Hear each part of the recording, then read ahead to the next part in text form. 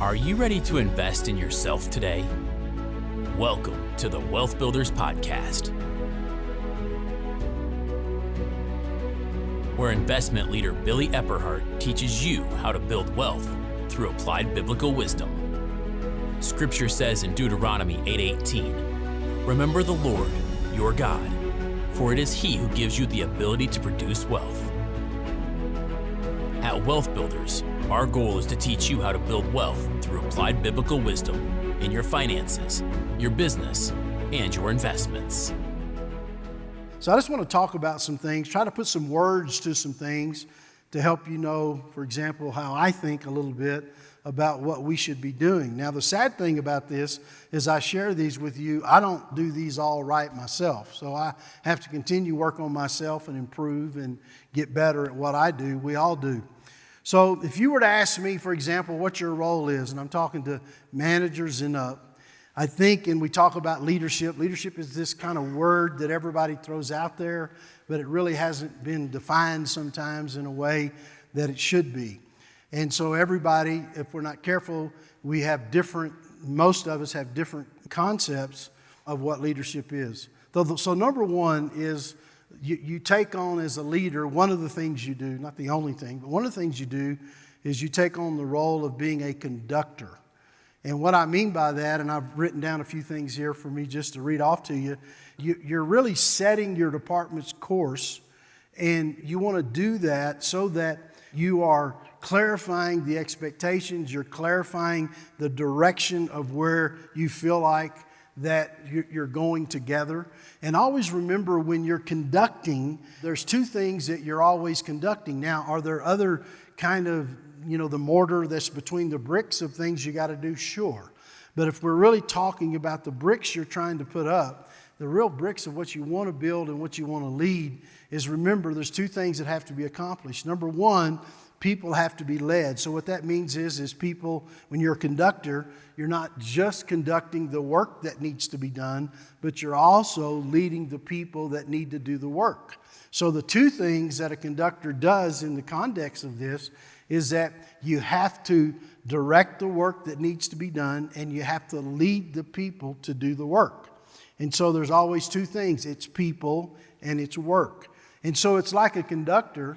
And the reason I use the conductor as an illustration is you have to let the musicians that are in the department or in the orchestra, you have to help them master their instruments, and then you conduct them as they're the masters.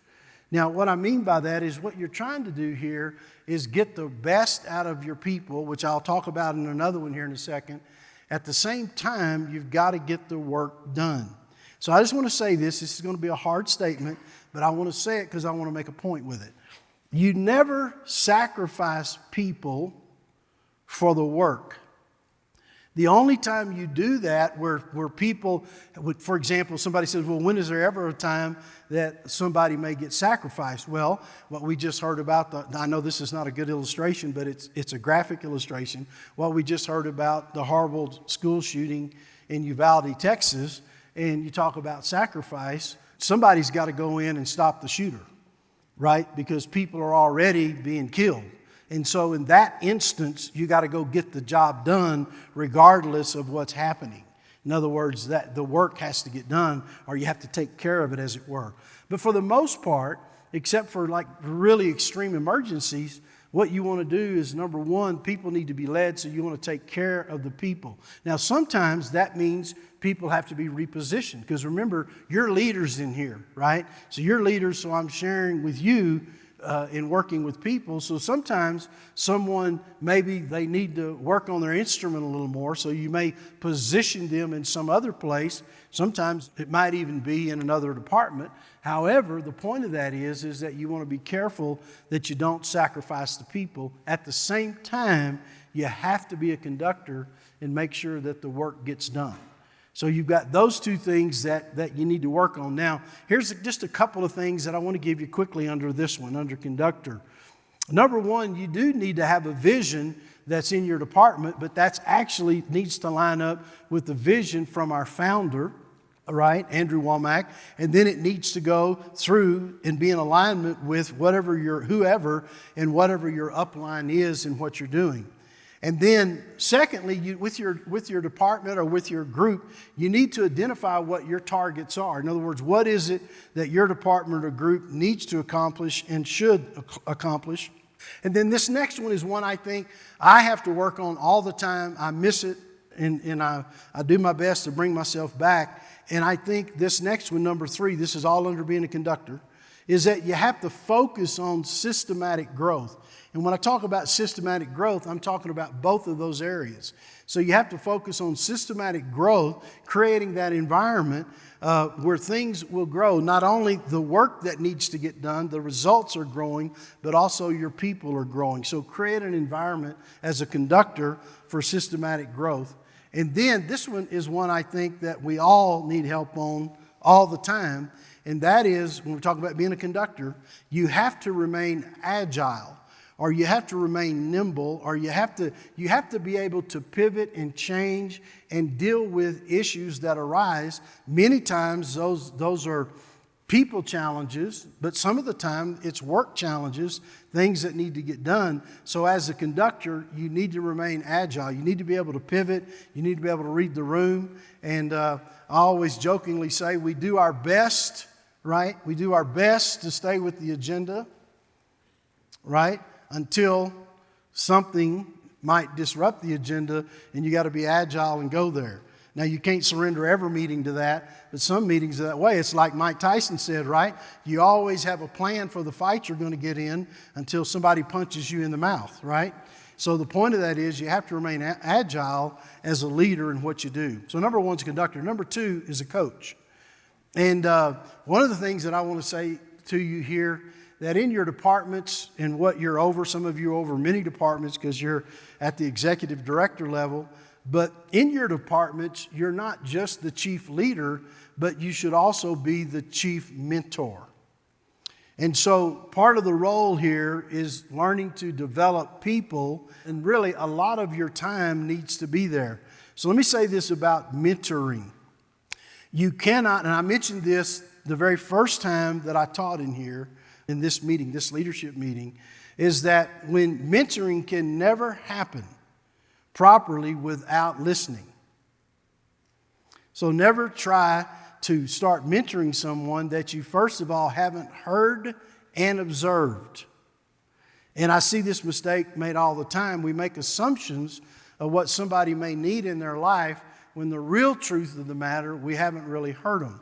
Now, every one of us in this room, regardless of how large or how small that your department may be, regardless of that, we are all going to run into people at different times. Those who work for us, those sometimes who don't work for us, maybe they're in another department.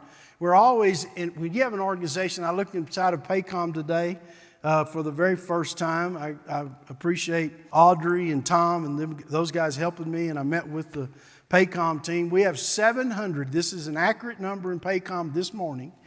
We have 766 employees here stateside in the U.S. that are in our payroll here. Okay, 766 employees. You're going to run into somebody in the 766 that is dysfunctional. And you're saying, Billy, I can't mentor them. You're right, but you can listen to them, and you can look at where they are and try to help them. But most of the time, mentoring, when we talk about being a coach and a mentor, it's with people that want to be mentored and people that want to be coached. And so you're looking for people that are teachable. I'm going to talk a little bit about that toward the very end. But it's real important that you understand your role is not just to get the work done, but it's also to coach and mentor. I think Dr. Radke calls it coach, teach, train, and mentor. And so as you look at that, mentoring means you have to learn to listen. And the second thing that I want to say to you about mentoring, and I don't have a better word or a nicer word than this, and that is that you have to spend time with people. It's impossible to listen to somebody and really know who they are if you have not spent time with them. Since I've been in this role, I there's been a few challenges I've had, and it's only been in the last 6 months that I've had a little bit of challenge with my own time. Now, I've had a few other challenges that have come along at different times, but in the last 6 months, I've noticed my own schedule has been really, it's been a little more difficult. And so in that challenge, and I'm starting to work through what can I do, what can I not do, where do I need to focus, where do I not. I like to call it, I've already told you guys this, focus, rhythm, momentum. And so if you break your focus, you break your rhythm and you lose momentum. So you want to make sure you keep your focus. And so when I'm looking at my time and my schedule, I make sure I look at that. But one of the things that I try to do in this last 6 months, the first 6 months I probably had the time. The next 6 months to a year probably was questionable. These last 6 months, I don't have the time.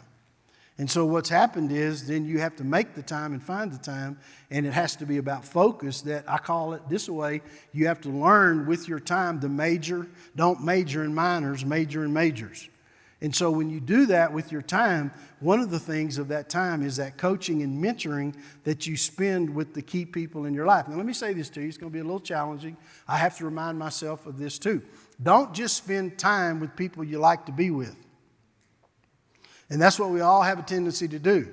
Now, I'm guilty of that too, just so we're all clear.